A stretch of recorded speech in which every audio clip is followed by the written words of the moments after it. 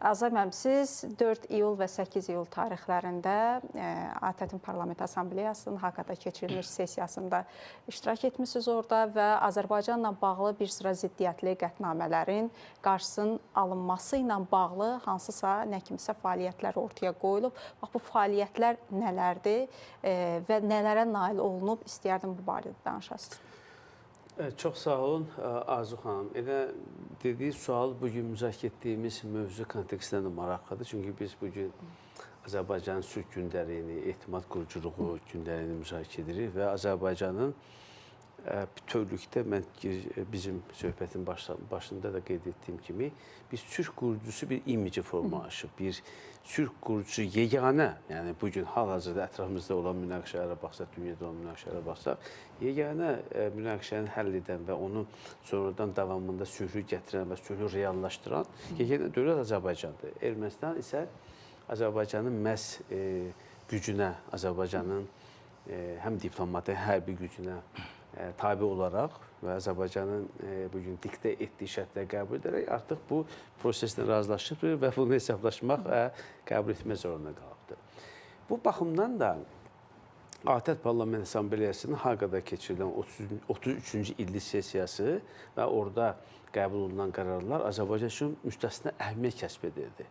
Niyə müstəsna əhəmiyyət kəsb edirdi? Çünki birinci ATƏT-in bir institutudur, ATƏT Parlament Assambleyası.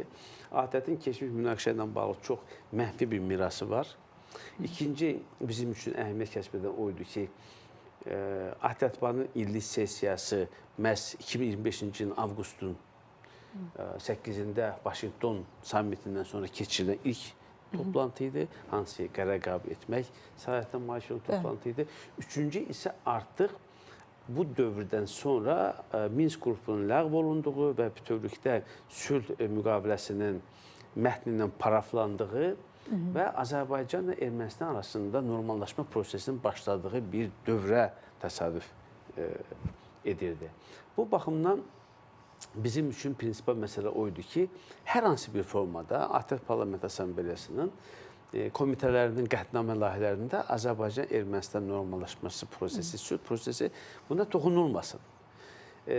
Cənab Prezidentin qoyduğu konkret tapşırıq var. Birisi, irəli sürdüyü siyasət ondan ibarət idi ki, artıq dediyim kimi Minsk qrupu ləğv olunubdur, ATƏT-lə bağlı münasibətlər bəllidir və heç bir halda üçüncü tərəf bu prosesə müdaxilə etməsin. Çünki biz, bilirsiniz də, vaxtında nə qədər Avropa İttifaqının, ayrı ölkələrin bu vasitəçilik missiyası olubdur, onunla uğurdan nəticələnməyibdir. Amma iki tərəfli format hansı ki, Azərbaycan tərəfindən müəyyənləşdirildi, institutlaşdırıldı və qəbul edətdirildi və nəticə ortadadır. Yəni, artıq münasibətlər, necə deyərlər, rəvan bir məcrada gedir. Belə olan halda hər hansı bir ölkənin, demək, bir təşkilatın, xüsusilə ATƏT-in burada müdaxilə etməsinə ehtiyac yox idi. Bu məsələ hələ aprel ayının 27-sində büroda müzakirə olunan zaman biz büroda, məsələn, tamaşaçılarım üçün mən məlumat üçün deyim ki, layihələr, qətnamə layihələri göndərilir büroya. Büroda müzakirə olunur, əlavə dəyişikliklər edildikdən sonra artıq çıxarılır, deməli, Assambleyanın müzakirəsinə və təsdiqinə. Və həmin dövrdə birinci və ikinci komitələrdə, hansı ikinci komitənin də sədri mənlə bilirsiniz, orada da bizim komitənin məzuniyyətçisi, düzdür, Azərbaycanla bağlı pozitiv bir şey yazmışdı, münasibətlərin normallaşması ilə bağlı falan yazmışdı. Amma birinci komitədə daha çox ziddiyyətli və gələcəkdə hər hansı bir dəyişikliklər üçün, neqativ dəyişikliklər üçün açıq olan bir məqamlar var idi. Və əlbəttə ki, orada bizim mövqeyimizi çatdırıldı, mən qeyd etdim, Azərbaycan mövqeyini bu faktlara sədaladım və hansı bir formada buna ehtiyac yoxdur. Hansı argumentlər gətirildi Azərbaycan konkret olaraq? Əsas ATƏT tərəfi belə düşünürdü ki, bu bizim üçün yaxşı bir uğur hekayəsidir. Biz bunu niyə istifadə etməyək? Dedim, yaxşı, uğur hekayəsi indiyə qədər sizə mi qaldı? İndiyə qədər biz qapı-qapı gedirdik, xahiş edirdik ki, Azərbaycan ərazi bütövlüyünü, suverenliyini tanıyın. Ukraynaya bir münasibət göstərirsiniz, Moldavaya bir, Gürcüstana bir, hamısını müdafiə edirsiniz, Azərbaycanı müdafiə etmirsiniz. Azərbaycan öz ərazi bütövlüyünü bərpa etdikdən sonra, suverenliyini bərpa etdikdən sonra siz deyirsiniz ki, bu bizim uğur hekayəmizdir. Heç bir halda bu sizin uğur hekayəniz ola bilməz. Argument birinci buydu ki, İki tərəfin deməli sülh prosesi və danışıqlar, normallaşma prosesi müstəsna olaraq iki tərəfli formatda keçirilir. Üçüncü tərəfin buna yol verilməsi, müdaxilə edilməsi ehtiyac yoxdur, nə mənfi, nə müsbət. İkinci argument bu idi ki, Azərbaycan tərəfinin təkidi ilə keçmiş münaqişə, yaxud da hazırki normallaşma prosesi ATƏT-in bütövlükdə institutların gündəlindən çıxarılıbdır.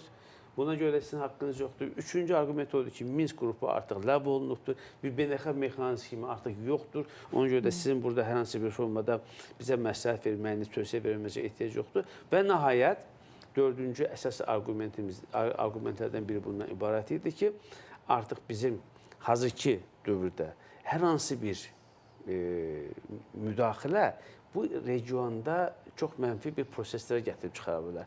Çünki burada qorxulu tərəf nə idi? Bilirsiniz ki, qaydara əsasən qətnamə layihələrindən sonradan ölkələr dəyişiklik edə bilirlər. Hər hansı bütün istənilən paraqraflara və maddələri dəyişiklik edə bilərlər. Əgər orada, hətta dedim ki, müsbət bir maddə olsaydı, mütləq ora dəyişiklik edib onu mənfiləşdirə bilərdilər, negativ məzmununa çevirə bilərdilər və özlərinin maraqlarına uyğun bir fona çevirə bilərdilər. Çünki bugün siz deyir ki, bir çox Avropa ölkələri Azərbaycanda və ümumiyyətlə regionda sülhün olmasını istəmirlər. Ermənistan-Azərbaycan münasibətlərinin normallaşmasını istəmirlər. Çünki münaqişə onlar üçün mövcudluğudur. Erməni diasporu münaqişədən qidalanır, ayrı-ayrı ölkələrin dairələri və yaxud və s. Ona görə də bu məsələlər burada büro bunu təsdiq etdi və göndərdi Avropa ATƏT Parlament Assambleyasının Haqda keçirilən sessiyasına.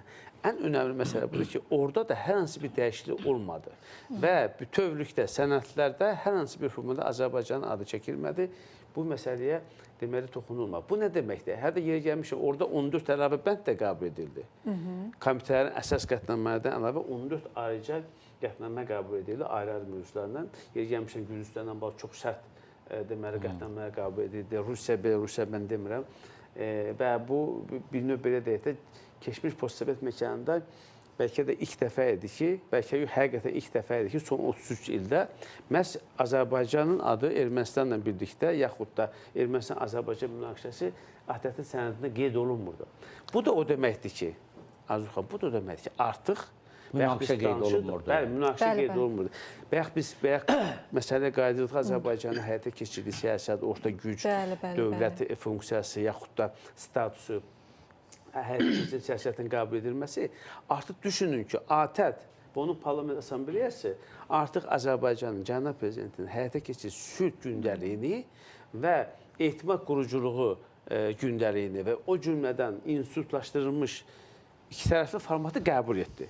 Və mən sizə bir şey dedim, bizim iki tərəfli keçirdiyimiz görüşlərdə də bu məsələ müzakirə olunurdu. Hətta Azərbaycana qarşı qərəzli mövqedə olan ölkələr qəbul edirdilər ki, biz bəli, artıq qəbul edirik ki, ATƏT bu prosesdən kənarda olmalı. Ona görə də Mənə maraqlıdır Azay müəllim, mövqelərini dəyişə bilərlərmi? Bu artıq bu da maraqlı sual. Əlbəttə, beynəlxalq siyasətdə heç nə davamlı deyil. Konjunktura tezə dəyişə bilər. Amma bir şey var ki, əlbəttə biz ona görə də bəs indi bayaqda haqqında danışırdıq. Cənab Prezident niyə idi ən azı 2 dəfə beynəlxalq ictimaiyyətlə, beynəlxalq medialarla, media nümayəndələrindən, ekspertlərlə, xarici qonaqlarla görüşü Azərbaycanın siyasətini bir daha onlara çatır. Bilirsiniz niyə? Yəni bir daha beynəlxalq ictimaiyyəti, ayrı ölkələrin yerli ictimaiyyəti, ictimai rəyi hazırlasın. Çünki bu beynəlxalq münasibətlərdəki proseslər, yəni bugün beynəlxalq hadisədə xarici ölkələrin münasibətləri bir-birini tezcə dəyişə bilir. O baxımdan təbii ki, istisna etmək olmaz ki, sabah onlar təkrar bu məsələni geri qaytarmasınlar. Bu hər şey ola bilər. Xüsusilə nəzərə alsaq ki, bugün erməni diasporu və Fransada olan bir çox dairələr bugün bu yalancı qondarma Qarabağ ermənilərin qaytarılması, o erməni müharibə canilərinin azad edilməsi, ondan geri qaytarılmasından var mövcudu. Akompa kimi o rüşvətxor korrupsioner, o necə deyərlər, adamlar vasitəsindən, lobi qrupları vasitəsindən bunlar idarə edirlər və irəliyə də aparmağa çalışacaqlar. Ona görə də biz bu barədə, bu prosesdə əlbəttə ki, daim ayıq-sayıq olmalıyıq və hesab edirəm ki, bizim həyata keçirdiyimiz siyasətdə məhz onu hədəfləyib ki, hər hansı bir istisna hal olması. Elçin mənim çox maraqlı bir məsələ toxundu. Qısa mən də deyim, həqiqətən də baxın, Aydın mənim də, Elçin mənim də uzun müddət mətbuatda çalışmış, media siyasətinin formalaşmasına iştirak etmiş şəxslər kimi yaxşı bilirlər. Mən də vətəndaş cəmiyyətində bildiyiniz kimi uzun müddət təmsil olunuram.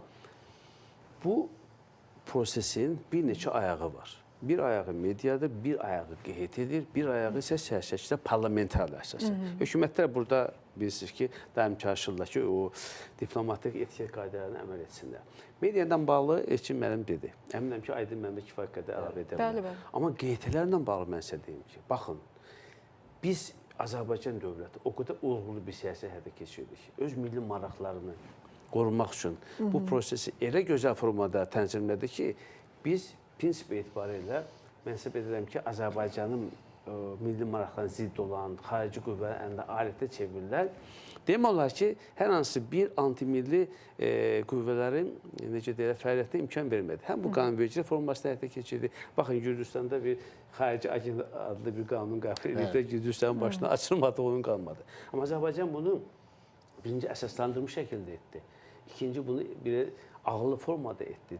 Mərhələ-mərhələ şəkildə etdi və müharibə dövrü, vətən müharibəsi bir daha sübut olundu ki, əgər həmin o qüvvələr, bayaq dediyimiz kimi Sorosların əlində olan o, nə bilim, ayrı-ayrı dairələrin əlində olan qüvvələr bugün fəaliyyətdə olsaydılar, baxın, Azərbaycan bu vətənpərvərlik ruhuna, Azərbaycan bu azadlıq savaşlarına nə qədər zərbə vurmağa çalışacaqdır. Çünki onlar özlərini yox, onlara sifariş edən dairələri təmsil edirlər. Ona görə də Cənab Prezident bayaq siz çıxışınıza qeyd etdiniz, dedi ki, hələ də bundan sovuşmuyubdur bu təhlükələr, hələ də kənardan idarə olunan biz təhdidlərə, çağırışlara hazır olmalıyıq. Həm də mən isə belə bunu nəzərdə tuturdu ki, biz heç də arxayın olmamalıyıq. Parlamentarlar var, yenə də onlar, məsələn, Avropa Şurasında, Avropa Parlamentində nə qədər adamlar var, Avropa Şurasından bağlı bizim münasibətlərimiz hansı səviyyədədir? Niyə? Niyə Avropa Şurasının Parlament Assambleyası Azərbaycan nümayəndə heyətini mandatını təsdiq etmədi? Bir səbəb var. Azərbaycan 2023-cü sentyabrında özünün suverenliğini Qarabağda bərqərar etdi. Yaxşı, onunla insan haqlarından bağlı güya məsələlər gətirir, sual olunur. İndiyə qədər o məsələ hətta sizin dediyiniz dırnaq arası problemlər yox idi mi? Yaxşı, indiyə qədər biz indi ATƏT-də danışdıq bəzi nümayəndələrindən, qeyd etdik, yaxşı, siz Rusiyaya qarşı sanksiya tətbiq edirsiniz, Ukraynaya hücum etdiyini görür. Yaxşı, çox gözəl edirsiniz, biz etiraz etmirik, doğrudur. Amma Ermənistan 25 ildə Azərbaycan ərazisini işğal eləmişdi. BMT-nin Təhlükəsizlik Şurasının qətnamələri var. Niyə bir dəfə Ermənistan mandatını siz mübahisələndirmədiniz? Yəni biz bugün bu böyük bir Azərbaycan, anti-Azərbaycan əleyhinə olan və o cümlədən Avropa Şurası kimi beynəlxalq qurumların bu platformasından istifadə edilərək hücuma məruz qoyan bir ölkə olaraq biz bunu çox gözəl bilirik. Amma nə etsələr də, hansı kampaniya həyata keçirsələr də onlar öz istəklərinə nail ola bilmədilər və əminəm ki, nail ola bilməyəcəklər. Ermənistan çox nadir